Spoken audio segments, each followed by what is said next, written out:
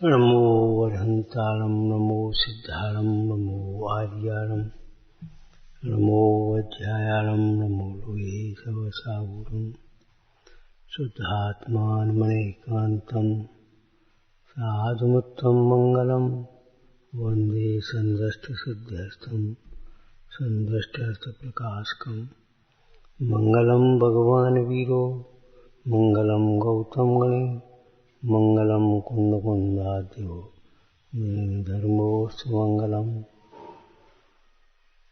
समय सार जिंदाज हैं स्याद बाद जिनबैन मुद्रा जन निर्गंता नमो करें सब चैन। ओम नमः। कर्ता अपने फल में जीव को अपन को जबरन नहीं जोड़ता। वो कर्म अपने फल में जीव को जबरन नहीं जोड़ता।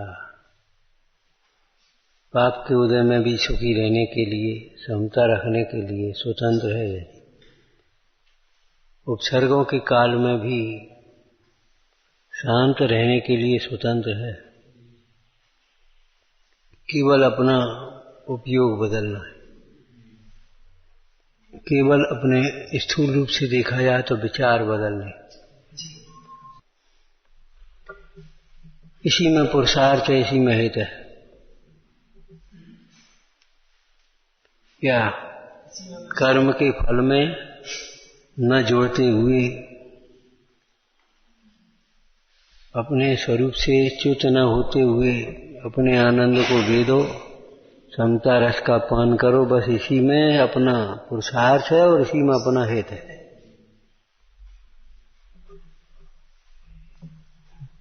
पंडित जी ने एक बात लिखी, टोटरमल जी ने, आप तो मेहनत रहना चाहता है, अपना दोष कर्मादि को देता है, तो जिनाज्ञा माने तो ऐसी अनीति संभव नहीं। अब बताओ, कर्म को दोष देना ही अनीति है तो नो कर्म को दोष देना क्या होगा? इनका दोष है, इनका दोष है, इनका दोष है। कर्म का दोष देखना ही अनीति हो गई, तो फिर नो कर्म का दोष देखना क्या होगा?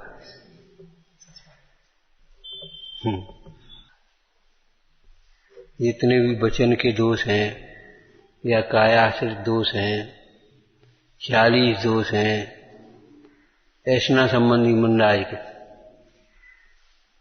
18 दोष हैं। इनमें मूल दोष तो एक ही है, मिथ्यात्व का, महाभाव। भाव दूषित हुए तो वचन और काय की चेष्टाएं दूषित होंगी। भाव दूषित नहीं हुए तो वचन काय की चेष्टाएं दूषित नहीं होंगी।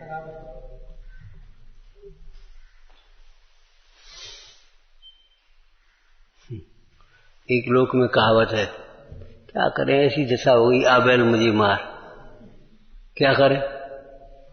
आ बैल मुझे मार, ऐसी दशा हो तो क्या करोगे? बोलो।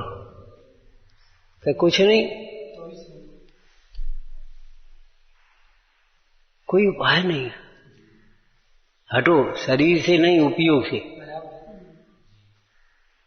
एक बात आई ना, दूसरों का अन्याय भी अपना उदय विचार करके सहन करना, दूसरों के प्रति कभी अन्याय करना नहीं, अन्याय करना नहीं। और दूसरों का अन्याय भी अपने कर्मोदय विचार करके सहन कर लेना, और कोई उपाय नहीं। तास उपाय न आन। क्या कहा? तास उपाय न आन। तास उपाय माने उसका उपाय, उसका उपाय, किसका उपाय? ये ऊपर की लाइन से बोलना पड़ेगा। विषय चाह दवदा जगत जन अरंद जावे। हाँ, अब इसको हिंदी में करो, गद्य में। हिंदी तो है ही, बोलो भाई।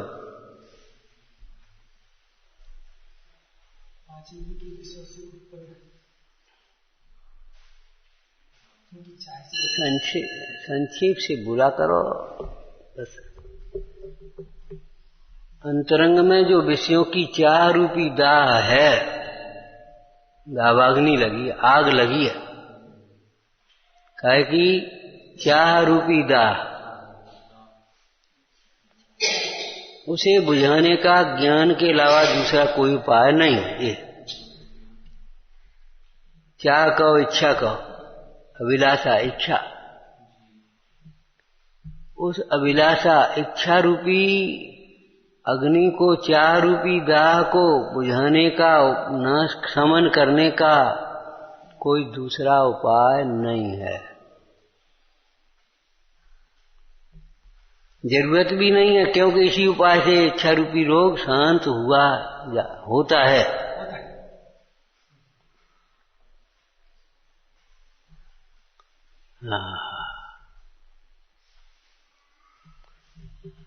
फल की अभिलाषा वाला जी, इसको क्या कहा था? आज ये पूरा करके कलश, इसलिए दोबारा पढ़ने लगे। फल की अभिलाषा वाला जीव का मतलब क्या हुआ? स्वयं अपने आनंद को नहीं बेचता, इसीलिए तो इंद्रिय सुख की अभिलाषा होती है। फल की, पुण्य के फल की अभिलाषा। इसको अपन दूसरी भाषा में बोलेंगे तो कैसे बोलेंगे? इच्छाओं के भेद के आधार पर। ज्ञेयों को जानने की अभिलाषा, परद्रव्य को अपने अनुकूल परिणमाने की अभिलाषा, प्रतिकूलताओं को हटाने की अभिलाषा, अनुकूलताओं को मिलाने की, बनाए रखने की, भोगने की अभिलाषा किसको होगी? दुखी होगी। जो अपने अनुकूल नहीं प्रवर्तता है, अथवा जो जिनागम के अनुकूल नहीं प्रवर्तता है, उसे ही परद्रव्य को अपने अनुकूल परिणमाने की अभिलाषा होती है। जैसे पहले नंबर में बोला, दृष्टांत बताऊं पहले नंबर का, जो अपने को नहीं जानता उसे ही पर को जानने की अभिलाषा होती है। जो अपने को जानते हुए तृप्त रहता है, उसे पर को जानने की अभिलाषा कहां से होगी? लौकिक दृष्टांत चरणन योग का, कहीं शीलवान पुरुष को पर स्त्री की ओर देखने की अभिलाषा होती है? शीलवान पुरुष को कहीं पर स्त्री की ओर देखने की अभिलाषा होती है? ईमानदार व्यक्ति को तो इनके घर में क्या है, इनके घर में क्या है अभिलाषा होती है, हमें क्या लेना देना।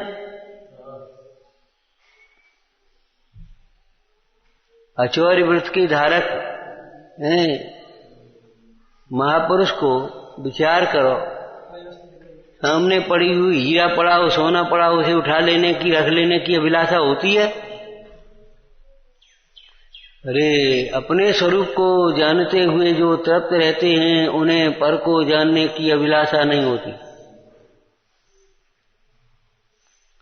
कि मोह जैसे होती भी है कि हाँ, मोह जैसे होती है तो किस प्रकार की होती है, कितनी होती है, उसमें दम नहीं है। चारित्र मोह के उदय से जो परद्रव्य को जानने की अभिलाषा ज्ञानी को हुई, उसमें दम नहीं है।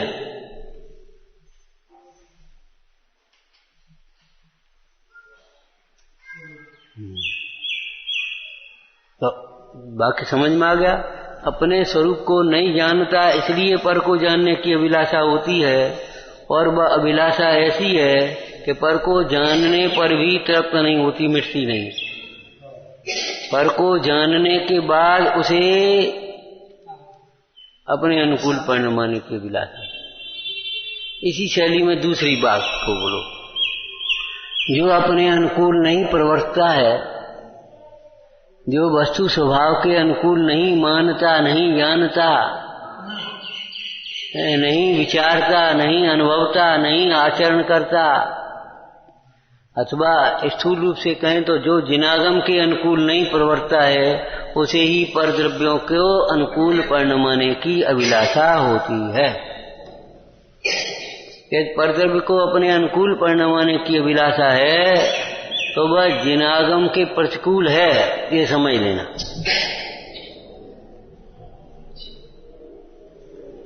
पंडित टोडरमल जी ने परद्रव्य को अनुकूल परिणमा करके सुखी होने की जो अभिलाषा है उसे कैसे क्या क्या दृष्टांत देकर के समझाया।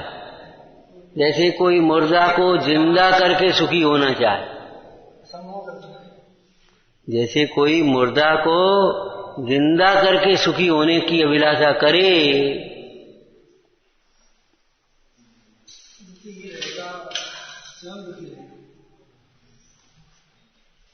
विचार करो, पूरी ताकत लगा दी रावण ने सीता को अनुकूल बनाने के लिए, सारी बुद्धि का प्रयोग, सारी प्रदर्शन, भोगों के सारे भय, लेकिन सीता अनुकूल नहीं हुई तो नहीं हुई।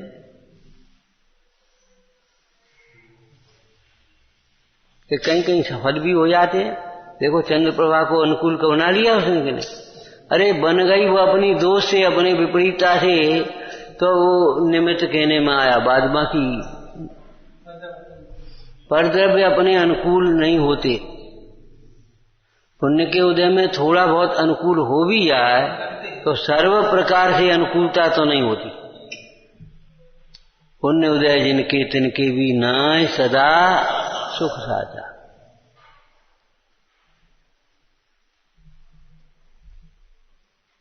परद्रव्यों को अपने अनुकूल परिणमाने का भाव छोड़कर आगम के अनुकूल अपनी परिणति को बनाओ, अपनी श्रद्धा को आगम के अनुकूल बनाओ।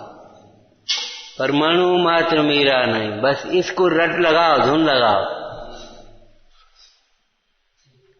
अरे मेरा वैभव, मेरा साम्राज्य मेरे भीतर है। सहज ज्ञान रूपी साम्राज्य। नियम सार जी टीका करते हुए मुंडाज ने क्या कहा? सहज ज्ञान रूपी साम्राज्य। पंडित बनारसी दास जी ने क्या लिखा? ए जगबासी ये जगत इनसो तोय न काज, तेरे घट में जग बसे तामे तेरो राज। ए जगवासी ये जगत इनसो तोय न काज, तेरे घट में जग बसे तामे तेरो राज। तेरा साम्राज्य तेरे भीतर है, तेरा साम्राज्य तेरे बाहर कहां से है? तेरा पुरुषार्थ तेरे में चलेगा कि तेरा पुरुषार्थ बाहर चलेगा? आगम के अनुकूल अपनी प्रवृत्ति को बनाओ। जितनी भी अपनी चर्या है पूरी की पूरी, बोलो पहले नंबर की बात, आगम के अनुकूल जानो, समझो, आगम के अनुकूल ही मानो, आगम के अनुकूल ही विचार करो, आगम के अनुकूल ही बोलो, आगम के अनुकूल ही चलो, आगम के अनुकूल ही बैठो। चाहे कहीं मत बैठ जाओ कुसंग में है कि जुआरी जुआ खेल रहे, लड़का गया खड़ा हुआ, क्या कर रहे? कचुनी ने खड़े हैं, देख रहे। अरे जी क्या कर रहे? आगम कहता है ये कोई देखने लायक है? कहाँ खड़े हो गए तुम? आगम के अनुकूल ही सारी प्रवृत्ति आगम के अनुकूल ही भोजन करो। विपरीत अयोग्य भोजन मत करो, अयोग्य स्थान पर भोजन मत करो, अयोग्य काल में रात्रि आदि में भोजन मत करो, हैं? अयोग्य भाव से भोजन माने आसक्ति से भोजन मत करो।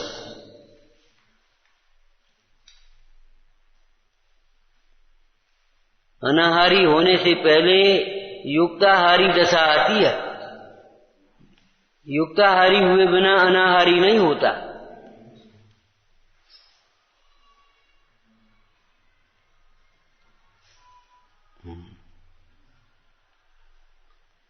आगम के अनुकूल जब तुम्हारी प्रवृत्ति होगी तभी तुम अपनी आराधना कर सकोगे, तभी तुम्हारा उपयोग, तुम्हारी परिणति तुम्हारे अनुकूल होगी। और आगम के अनुकूल नहीं चलोगे तो तुम्हारी प्रवृत्ति तो कहां कहां भटकेगी।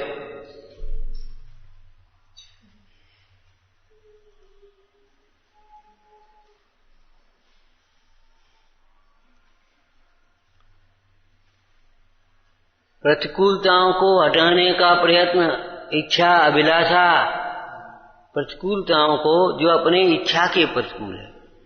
अब प्रतिकूल में दो भेद किए थे आप, एक तो इच्छा के प्रतिकूल, एक धर्म के प्रतिकूल। विरुद्ध का मतलब एक तो हमारी इच्छा के विरुद्ध, एक धर्म के विरुद्ध। तो धर्म के विरुद्ध है, उसका परिहार करने का प्रयास करे तो बन जाए, लेकिन इच्छा के विरुद्ध है, ये नहीं बनेगा।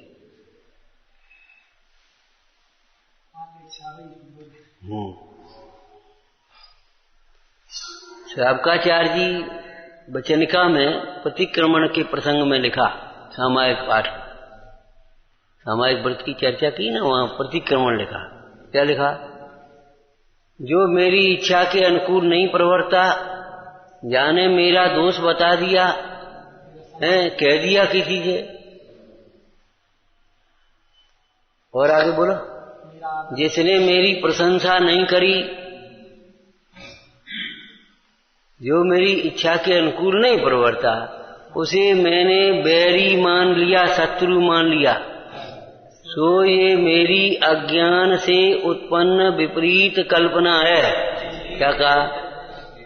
जो हमारी इच्छा के अनुकूल नहीं प्रवर्ता, उसे हमने शत्रु मान लिया। इच्छाएं ही शत्रु हैं, ये नहीं समझा। सो मेरी अज्ञान से उत्पन्न विपरीत कल्पना है। अब क्या भावना भाई? बोलो, अब भावना क्या भाई? हे भगवान, आपकी भक्ति के प्रसाद से, आपके चरणों के प्रसाद से मेरी वह अज्ञान विपरीत कल्पना मिथ्या हो गए, मेरा वह दोष मिथ्या हो गए। इसका नाम है प्रतिक्रमण।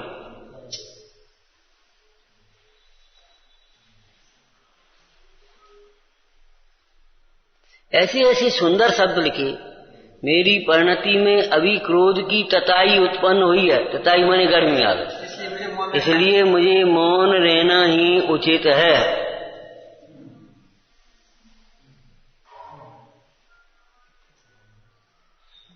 क्रोधे मौनम।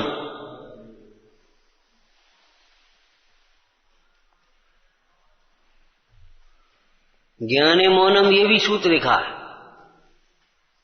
जानकारी होने पर भी जहां बोलने का स्थान नहीं है वहां नहीं बोलो भाई। ज्ञाने मौनम, ज्ञाने मौनम कहीं हुआ है कि हाँ अकंपनाचार्य आचार्य महाराज ने आदेश दे दिया संघ को? क्या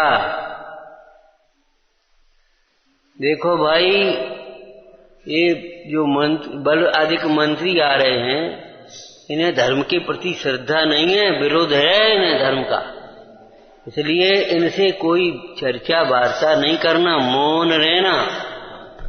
आशीर्वाद भी मौन रूप से ही देना, बस बोलना, चर्चा नहीं करना। और देखो असुर सागर महाराज मौन नहीं रह पाए तो क्या घटना घट गई। यद्यपि वहां मौन नहीं रह पाए तो असुर सागर महाराज ने प्रायश्चित किया उसी स्थान पर खड़े होकर आत्मध्यान करने का, और वे उन्हें मारने आए तो ऐसे कीलित हो गए। तो भी उनका हृदय परिवर्तन नहीं हुआ, बिना समझ के राजा ने निकाल दिया। दूसरे नगर हस्तिनापुर पहुंच गए, वहां मंत्री बन गए। फिर जाकर के जब संघ वहां पहुंचा तो वहां अवसर किया। अरे रे प्रभु! इसलिए ज्ञाने मौनम ये भी एक कथन है, क्रोधे मौनम ये भी कथन है। मौनम मूर्खस्य लक्षणम ये भी लिखा है, मौनम सम्मति लक्षणम ये भी लिखा है। मौन रह जाने का मतलब सम्मति। अब किस प्रसंग में क्या अर्थ है ये समझना चाहिए, प्रसंग समझना पड़े। शब्दार्थ का मतलब शब्दार्थ नहीं है, शब्दार्थ की परिभाषा क्या करोगे? एक शब्द के अनेक अर्थ होते हैं। इस प्रसंग में इस शब्द का क्या अर्थ है? इस प्रसंग में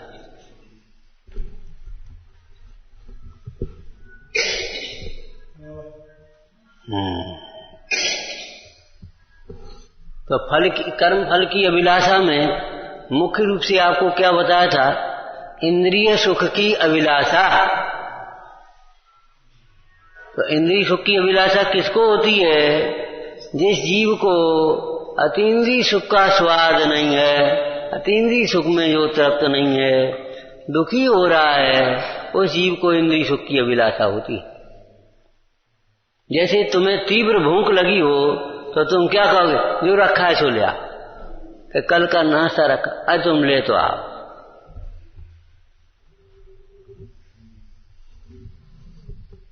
और भूख नहीं है तो तुम्हारे अनुकूल भी हो, नहीं चाहिए भैया, बिल्कुल पेट भरा हुआ है, अभी कुछ नहीं है। माने हम आपकी भाषा अगर बोले आगम की तो शुद्ध भोजन का भी निषेध होगा, और भूख तीव्र लगी हो तो अशुद्ध भोजन भी कहो तो लेने के लिए तैयार हो जा। बुभुक्षिते किम न करोति पापम, भूखा क्या पाप नहीं करता।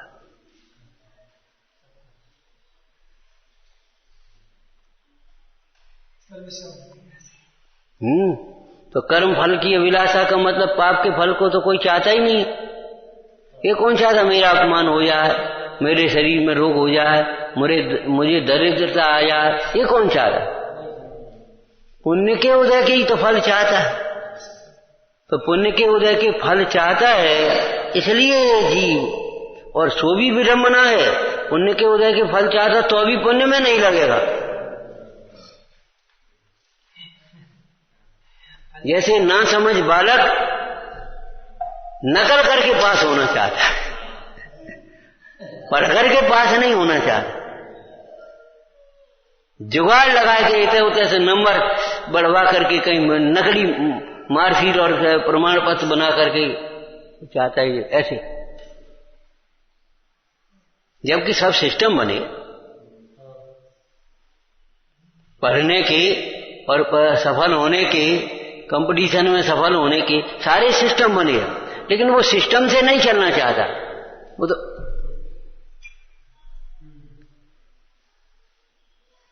ऐसे ही मोही प्राणी कि देखो तो इसका अन्याय कि पाप करते हुए भी पुण्य का फल चाहता है। पाप करते हुए पुण्य का फल कैसे मिलेगा? अन्यथा पुरुषार्थ से फल चाहे तो कैसे मिलेगा?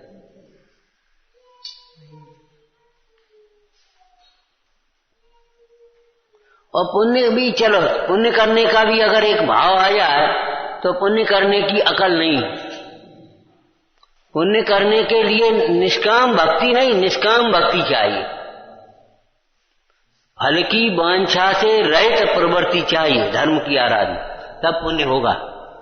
यदि फल की वांछा सहित अगर तुम्हारी धर्म की क्रियाएं करोगे तो उनसे पुण्य भी नहीं हो पाएगा।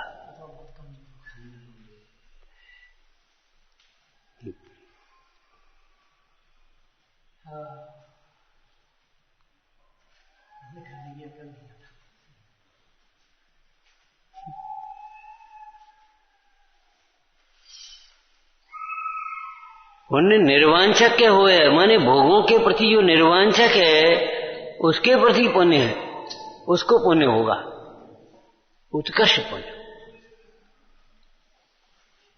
इसलिए तो निर्वांछक हो, ये कह रहे। प्रतिकूलताओं को दूर करना चाहता है, तू अपने प्रतिकूल परिणामों को दूर कर। उसको संस्कृत में से एक लाइन बोली थी, नीति में से, इसी प्रसंग में नीति में से कोई लाइन बोली थी, आत्मने प्रतिकूलानि न समाचरे, आत्मने प्रतिकूलानि परेशान न समाचरे। पुण्य अब हो पाएगा। जैसा तुम अपने प्रति दूसरों से नहीं चाहते वैसा दूसरों के प्रति भी मत करो। हमने आपको एक लाइन कही थी, देखो अच्छा पड़ोसी ढूंढते हो, अच्छे पड़ोसी बनो।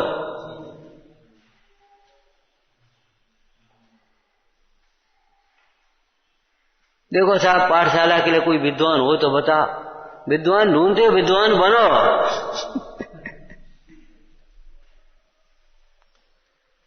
अरे स्वयं स्वाध्याय करो और स्वयं पढ़ाओ।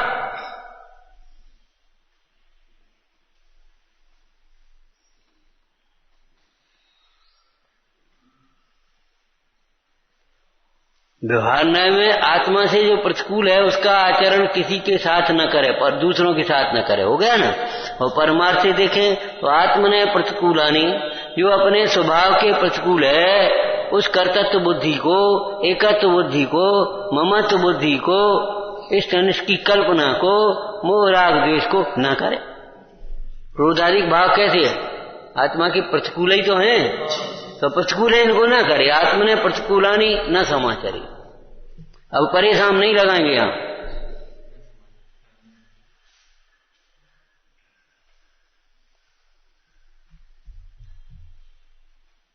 और दूसरों के साथ लगाएंगे तो व्यवहार में असद्भुत व्यवहार हो जाएगा। कैसे? तुम चाहते हो तुमसे कोई गुस्सा करे तो तुम भी गुस्सा मत करो किसी। तुम चाहते हो तुम्हारी कोई निंदा करे, नहीं चाहते तो तुम भी किसी की निंदा मत करो। तुम चाहते हो तुम्हारी वस्तु कोई छीन ले तो तुम भी किसी की वस्तु मत छीनो। बोलो।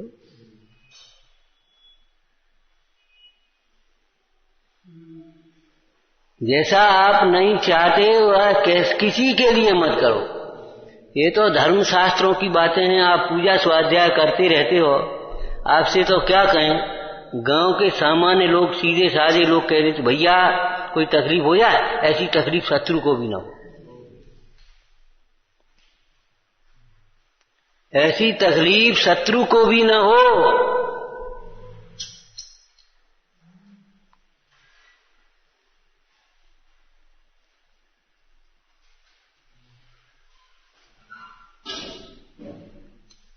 वही कर्म को करता है।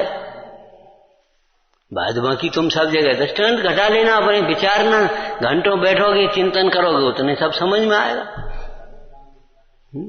जब सबका उपवास है तो आज भोजन क्यों बनेगा घर में?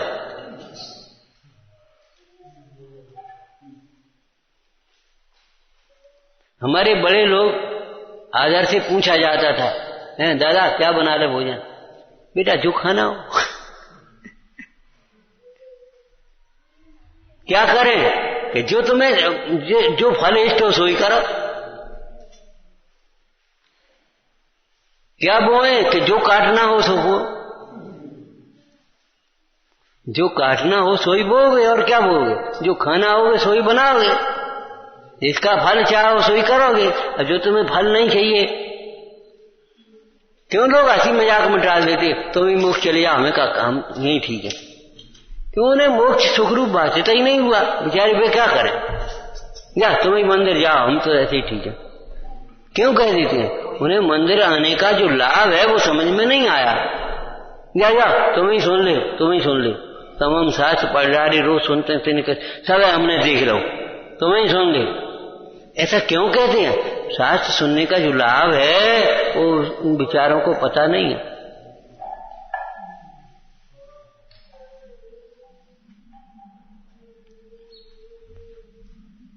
तो जो जीव अपने ज्ञान स्वभाव की आराधना करते हुए तृप्त होते हैं, उनकी परिणति में राग उत्पन्न नहीं होता, राग की रचना नहीं होती।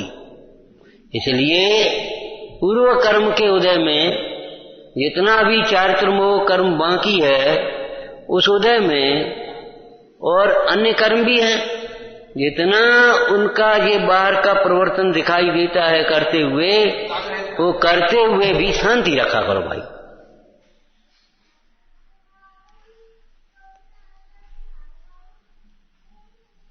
क्या कह रहे? करते से दिखाई देते हुए भी वह नहीं कर रहे। उसके दृष्टांत शास्त्र में बहुत दिए। मुनीम सारे काम कर रहा है तो अभी वह स्वामी नहीं है, और सेठ घर बैठा है तो अभी उसका स्वामी है। हर्ष विषाद को उसको स्वामित्व मेरा पना, काम मुनीम कर रहा है।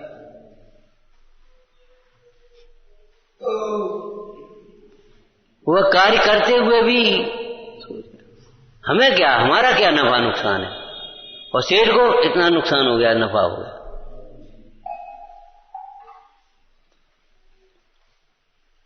तो कुर्बानों भी वह करता हुआ दिखाई देते हुए भी, अथवा तो आगे के कलश में इसका अर्थ आएगा। आगे का कलश पढ़ोगे तब उसमें उसका अर्थ खुलेगा। आपतति, आ पढ़ने पर भी उस परिणाम की ऐसी योग्यता, स्वयं के पुरुषार्थ की न्यूनता, कर्मोदय की प्रबलता, निमित्त की बलवत्ता, ये सब आ पढ़ने पर भी उसे उस प्रकार का कर्म नहीं बनता जैसा कर्म अज्ञानी जीव को बनता है। उस प्रकार का कर्म नहीं बनता। ये शब्द जोड़ने पड़ेंगे निचली भूमिका में। जैसा कर्म आपतति, आ पढ़ने पर भी हो जाता है, वैसा कर्म रुचि पूर्वक, कर्तृत्व के अभिप्राय पूर्वक करने वाले जीव को जैसा बनता वैसा नहीं बनता उसको। सो क्यों हो जाता है कि देखो अनजाने में अगर कहीं अग्नि में हाथ पड़ जाए तो वैसा नहीं जलेगा जैसे गुस्सा से जलने के लिए जो जल रहा हो। जो गुस्सा होकर के अपने अज्ञान से जलने के लिए ही जो जल रहा हो कूद पड़े अग्नि में, और उसको कौन बचाए?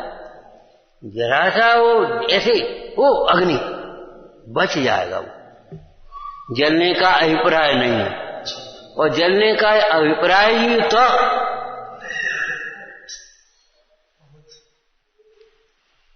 अगर गिरने का अभिप्राय नहीं हो है तो वो उस प्रकार से नहीं गिरेगा, समझ जाएगा। और गिरने का अभिप्राय ही हो तो फिर कौन समझेगा? पसर जाएगा, रोएगा।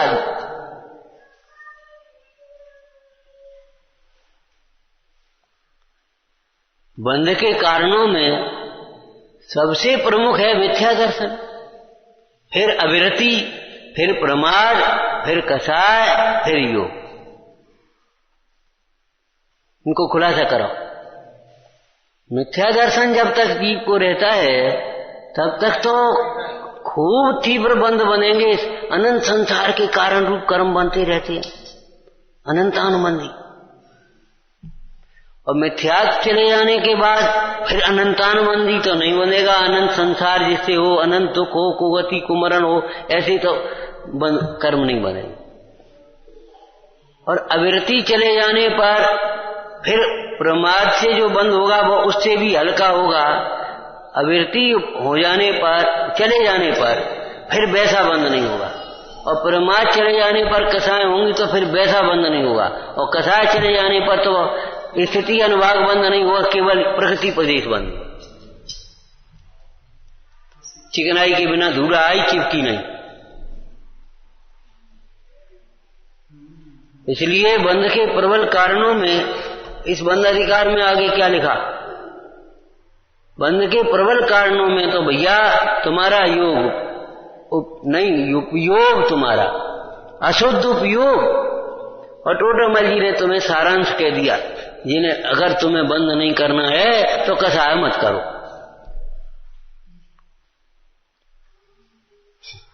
कषाय न होने पर, कषाय न करने पर कर्म का उदय हो तो भी वैसा कर्म नहीं बनता, पाप का उदय हो तो भी पाप नहीं बनेगा। ये कहने का कुर्बानों पे कर्म तत्फल फलित्याग शीलो मुनि। जो कर्म के फल को नहीं चाहता, ऐसे मुनराज के जो निर्वांचक भाव से प्रवृत्त आहार विहार आदि को होते हैं, उपदेश आदि को होते हैं, उनसे उस प्रकार का कर्म बंध नहीं होता। और पूर्ण वितरागी तीर्थंकर परमेश्वर के द्वारा दिव्य ध्वनि आदि होती है, धर्म तीर्थ का प्रवर्तन होता है, तो भी उस प्रकार कर्म नहीं बनता।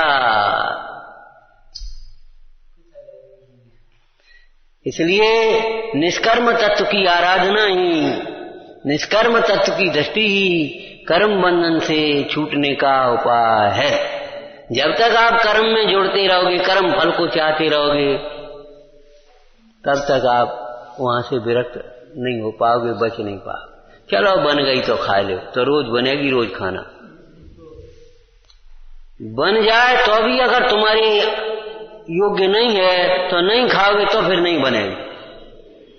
क्यों? पहले बनना बंद होगा कि पहले खाना बंद होगा?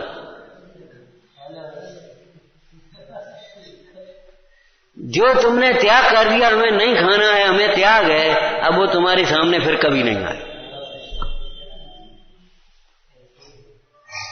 अब चलो आ गई तो खा लो, चलो बन गई तो खा लो, तो फिर रोज बनेगी, रोज खाओ।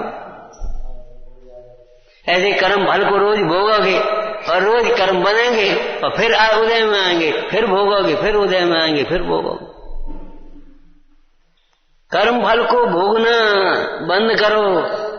कर्म फल की अभिलाषा नहीं होगी तो कर्म फल आ जाने पर भी, उस प्रकार की बाह्य प्रवृत्ति हो जाने पर भी अनंत संसार के कारण रूप कर्म का बंध नहीं होगा। और यही उपाय है, यही इष्ट है विचारना।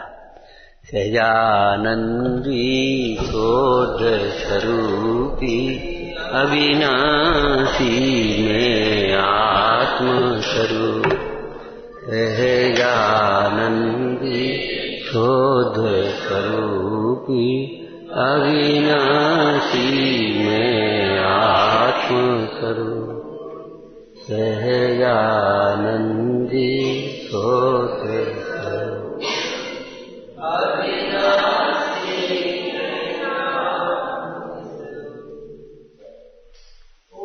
हे देवी तेरी वंदना मैं कर रहा हूँ, इसलिए चिंतामणि प्रभु है सभी वरदान देने के लिए। परिणाम शोध समाज मुझमें बोधि का संचार हो प्राप्त स्वा